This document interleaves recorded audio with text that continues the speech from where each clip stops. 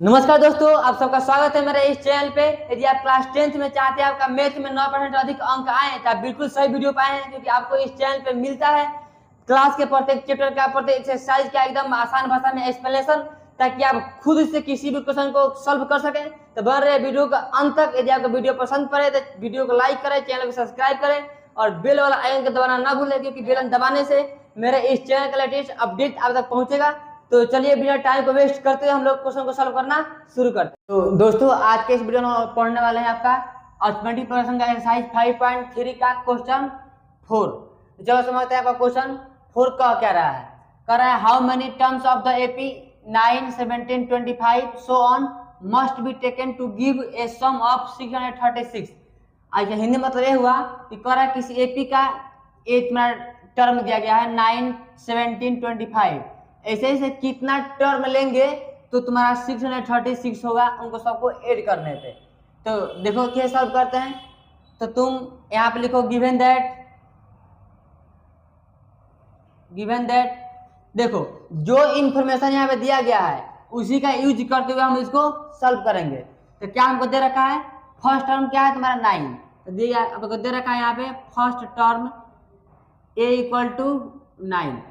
अब देखो यह है ना 636 क्या है, अगर सम ऑफ टर्म है। तुम क्या है, एक तुम्हारा वैल्यू हो गया एसएन का, एसएन इक्वल तुम्हारा क्या है, हम मानते हैं कि इसमें n नंबर ऑफ टर्म है जिसको ऐड करने में तुम्हारा इतना होता है, इसे लिखते हूँ एसएन इक्वल टू 636।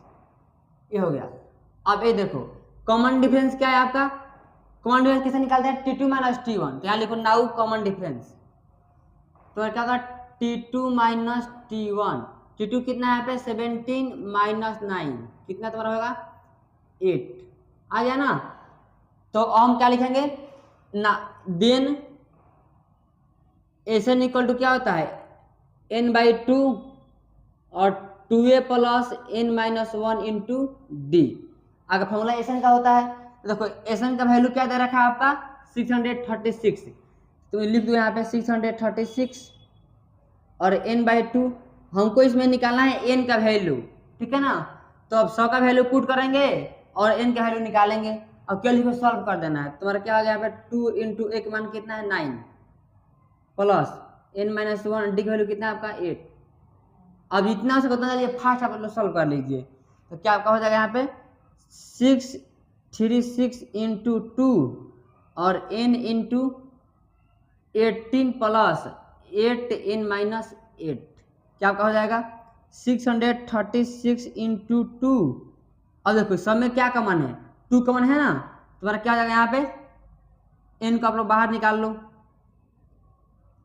और सब में क्या कॉमन है, प्लस 18 माइनस 8 कितना होगा 10 होगा। पहले इसको सॉल्व कर लेंगे। चलो 10 प्लस 8n, चलो एक स्टेप और कर लेते हैं हम लोग 36 into 2 equal to n into, अब देखो यहाँ क्या कॉमन दोनों में 2 निकालो बाहर, क्या हो जाएगा यहाँ पे 5 प्लस 4n बच गया ना। अब तुम्हारा यहाँ नीचे क्या होगा, देखो यहाँ 2 है यहाँ भी 2 है, यहाँ 2 से 2 कैंसिल हो गया, कितना बचा 636 equal n into 5 5n plus 4n square.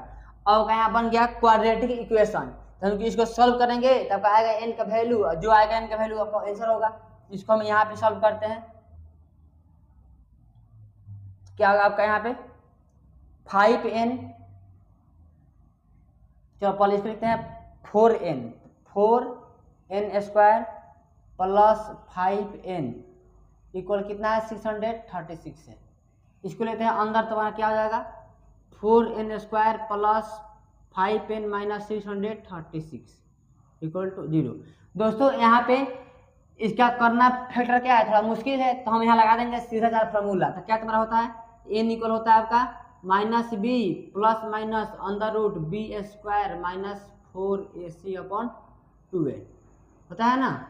यहाँ पे b के जगह पे क्या है तुम्हारा 5, लिखो 5 plus minus under root b square फिर 5 का स्क्वायर माइनस 4ac, तो 4 इंटू एक वैल्यू कितना है तुम्हारा है 4, 80 की वैल्यू कितना है माइनस 636 और जल्दी पुट कर दो 2 इंटू और एक वैल्यू कितना है 4 और कितना होगा n का वैल्यू कितना होगा -5 plus minus under root 25 minus 16, minus minus क्या तुम्हारा प्लस हो जाता है, प्लस 16 और इंटू 636 अपॉन आ जाएगा 8।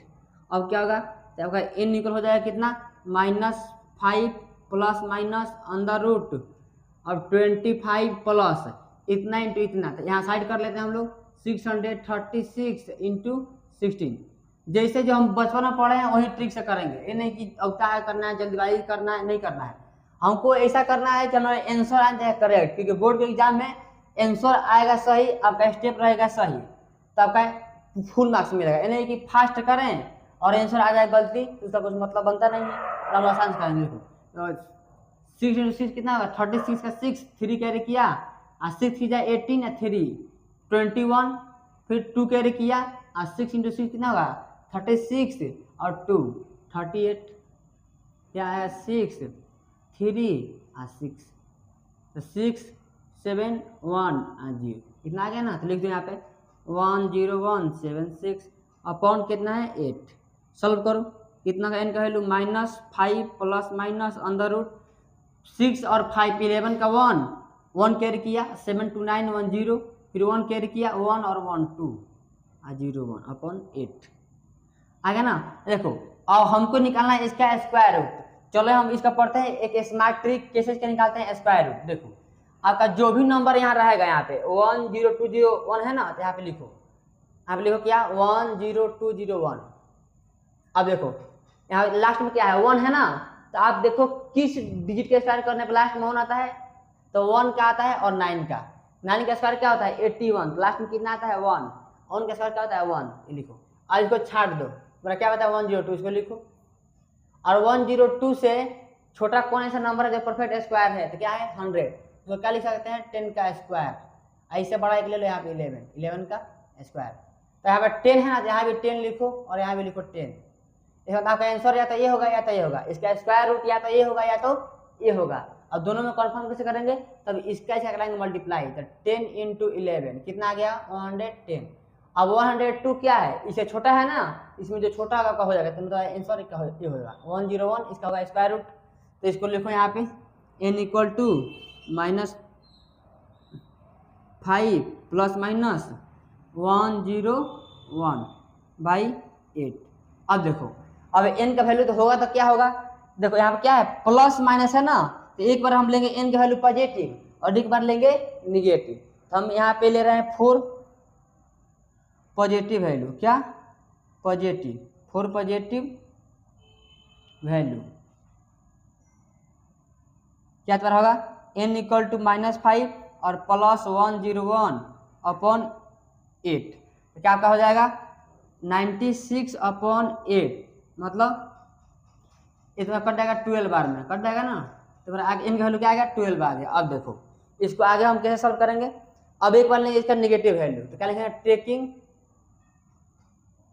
निगेटिव वैल्यू, क्या आपका होगा n इक्वल टू -5। अब देखो एक बार हम प्लस लेते हैं ना, अब लेंगे माइनस, कितना होगा -101/8, कितना होगा -5 -101 कितना होगा -106/8। अब आ गया n का वैल्यू, देखो 106 है ना, अब 8 से नहीं करता है, इसका मतलब क्या है n का वैल्यू आ गया फ्रैक्शन, तो n का वैल्यू कभी फ्रैक्शन नहीं होता, इसका मतलब क्या है n का वैल्यू कितना होगा 12 होगा। तो इस तरीके से हमने ये निकाल लिया कि इस एपी का 12 टर्म को ऐड करने पे आपका सम इतना आएगा 636। चलो हम लोग मिलते हैं अब नेक्स्ट वीडियो में।